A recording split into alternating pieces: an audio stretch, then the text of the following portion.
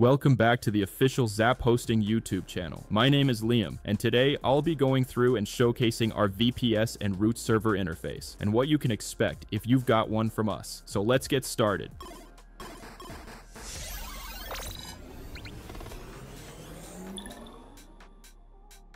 Now, before we dive into the interface, please note that for this showcase, I chose a Linux VPS, but the same layout mostly applies to our root servers. The difference between a Linux and Windows VPS will be shown later on. Also, if you're looking to get a VPS or a root server, look no further. We have a 50% discount code just for you, so make sure to use VPS minus root minus 50 at checkout. Now let's take a look at your server dashboard. On the dashboard page, you'll find your server IP, start, stop, and restart controls, CPU, RAM, and traffic usage, plus the current operating system and helpful documentation. On the Access and Security page, you'll find login credentials for your virtual server. You also get an overview of key admin tools like generating an SSH key or enabling password login.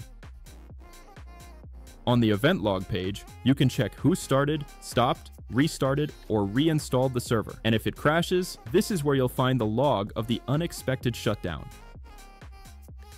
On the settings page, depending on your server, you'll have options to change the hostname, set a root password, reinstall the system using one of our available images, and enable or disable Docker. On the Games and TeamSpeak servers page, you can easily set up multiple host servers, install any game from our library, or install a TeamSpeak 3 server. Each one is managed as a completely separate instance. On the reverse DNS page, you can set your server's IP to point to a hostname, which helps with email deliverability and proper identification.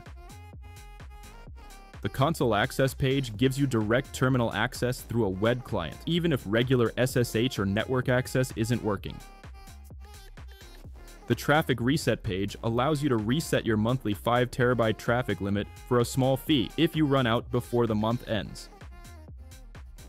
The resource monitor shows live stats for your CPU, RAM, network, and disk usage all over time. Rescue mode page helps you access and recover server files even if your system won't boot. And that's it for the Linux VPS. Now let's quickly compare it to a Windows VPS. You'll notice a few key differences. For example, on the settings page, you can disable ballooning. Game and TeamSpeak installation is only available for Linux servers. And lastly, there's a dedicated page to view the status of your IP address. And that's it for today. If you have any questions, you can contact our support by creating a ticket on our website or live chat, and we'll be more than happy to help you out. Now, have a lovely rest of the week, and enjoy using your ZAP server.